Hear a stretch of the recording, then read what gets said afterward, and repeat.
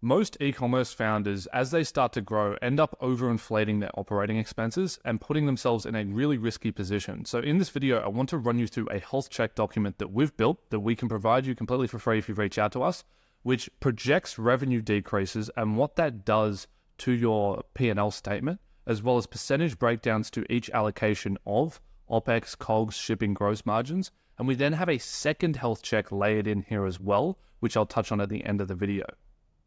So let's start off with the inputs that you need to go ahead and put into the Excel. We'll then talk about the projected revenue decreases, what's a good position to be in, what's a bad position to be in.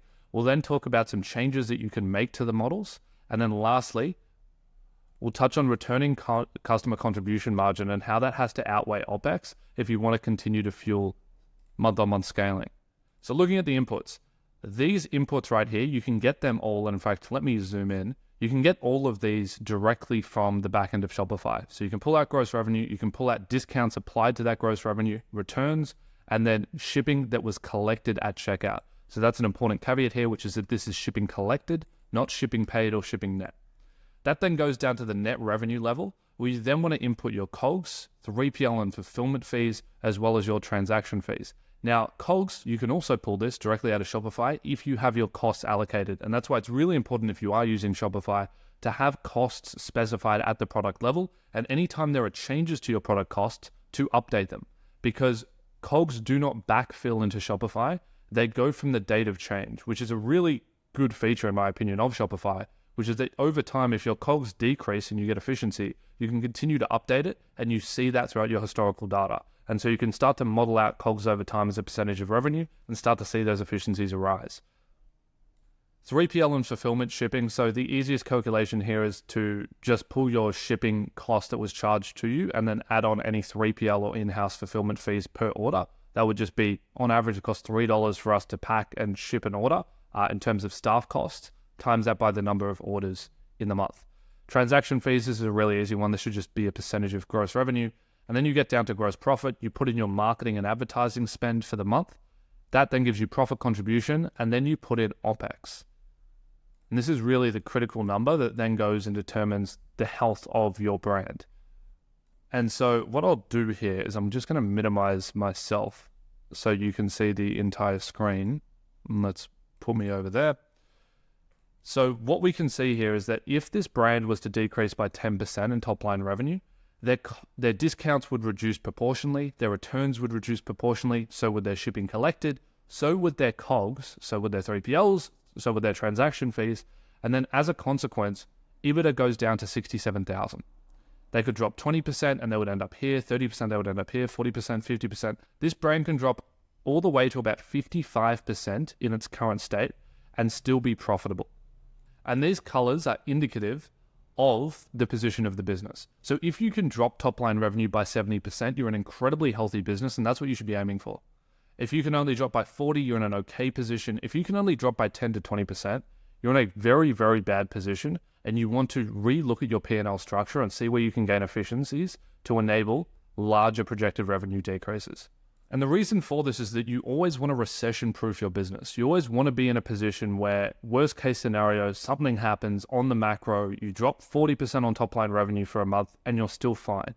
You don't go into negative EBITDA and negative cash flowing. It's still not a great position to be in because you get stuck in a position where you do have a lot of inventory and overstock, but it's better than going into a lot of inventory and overstock at negative $22,000 in EBITDA per month. Now, we can also make two core assumption changes to this model as well, which is that let's say that revenue did dip by 50%, but it took a couple months to get there. What we would also be able to do is have the foresight to decrease marketing expenses in accordance. So if revenue dipped by 50% on top line, we would likely pull back our marketing spend as well, because our CAC would have overinflated to something that is no longer profitable. And so we can build into this model a projection on marketing expenses decreasing in proportion to top line revenue expenses. And if we do that, this business can survive all the way down to a 60% revenue dip. And then the other component that you can project in is OpEx decreases in proportion to projected revenue. Now, with that being said, operating expenses are very, very difficult to cut. And that's why they're one of the components on the P&L that ends up killing most small to medium-sized businesses. because they overinflate their operating expenses, and then it's very, very difficult for them to cut back on them, particularly if they're in long 2 to 4 year lease agreements, particularly if they have staff they're now highly reliant on to operate the business. These parts of the team, these parts of the company as a whole just cannot be cut easily. Let's say they could be.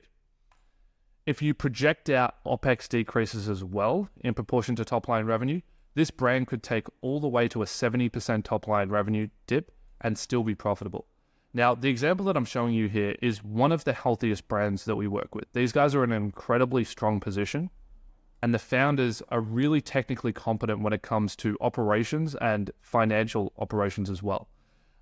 With this being said, this is not the normal business. If you go and input your numbers in here, and I would recommend not inputting just 1 month, take your trailing 6 months of data, average it out, and put the average here.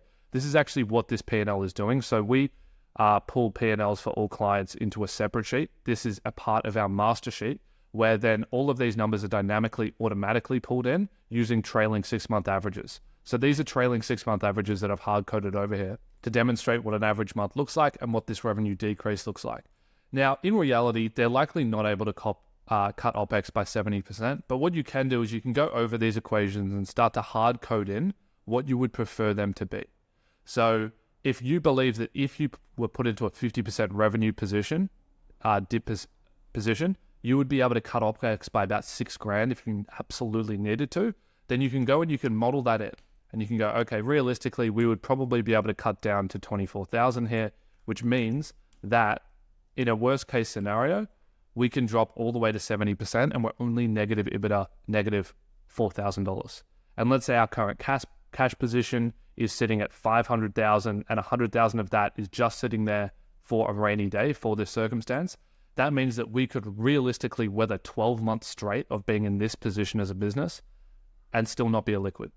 Now let's go into health check number 2, because health check number 2 is relevant for a lot of businesses that I'm auditing at the moment and a lot of businesses that are currently operating in the D2C space in 2024. And that's that they're not profitable on first purchase. Their CAC is higher than their first order contribution margin. And in fact, with a lot of these brands that I'm auditing at the moment, their 90-day LTV to CAC isn't greater than 1. And so there's a really important understanding to have here. If you're acquiring customers at even break even if you're only $1 or $2 profitable on first purchase, it's really important to understand this, which is that the only way for you to be positive cash flowing on your entire P&L, the only way for you to be positive EBITDA on net income on your entire P&L is that your returning customer contribution margin has to be greater than your operating expenses. If they're not, then you're not generating any contribution profit from your returning customers. Therefore, if you're not generating any profit and you're generating losses from new customer acquisition, you don't have enough contribution profit to cover OpEx. And so at the end of the day, a profitable business is one where contribution margin is greater than OpEx, because net profit equals contribution margin minus OpEx. This is like quite a simple fundamental understanding of how P&Ls operate. And so you can further break this one down to, if you assume that you have returning customer contribution margin, and then you have existing customer contribution margin, new customer contribution margin, this is then the broken down equation. And so if this one is negative, then this one has to be greater than OpEx for you to be profitable. And so this is what this little health check does here too. Now, in itself, this is a very fundamentally simple calculation. However, the reason why this is valuable is because this dynamically pulls out from our master sheet. And so we track returning customer contribution margin on a month-on-month level in all of our clients' P&Ls, which then averages and aggregates into here, which dynamically provides us with an automated health check. For your instance, anyone watching this, or if you want to reach out and you actually want to get this sheet off me, you would just have to manually input these numbers, which would require you to be able to have the financial competence almost to be able to understand how to split a P&L based on returning and existing customers, and then pull these numbers yourself. If you're not able to pull these numbers yourself, once again, reach out to us. We can do a full growth evaluation on your brand and actually get these numbers for you and clean out your data analytics. With this being said, this brand has $30,000 in OpEx. Their returning customer revenue is actually, off the top of my head, it's about $75,000. So every month, out of the profit contribution of $109,000, 75 of this is coming from returning customers. And so they are incredibly profitable to the point where they could go and crank up their advertising and acquire customers at a negative LTV to CAC or sub 1 LTV to CAC, and they would still be profitable because they're driving enough contribution margin from returning customers. This is a great health check to determine whether you're a healthy brand, because a really healthy brand is normally predictive of their ability to cover their operating expenses and to continue to fuel the business with just their existing customer database. Now, there are some core assumptions in here that we're sort of skipping over. One of them being that return customer contribution margin only exists if you continue to have new customer acquisition. The second you stop acquiring customers, your returning customers aren't going to come back and keep spending $75,000 forever. There is a decay on spending over time.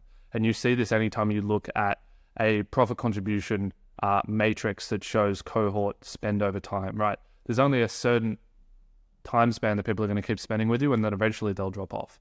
So you do need to continue to fuel new customer acquisition profitably, but this is a really good way for you to assess the current position that you're in and how aggressive you could potentially even go on trying to acquire new customers if that was the route that you wanted to go down.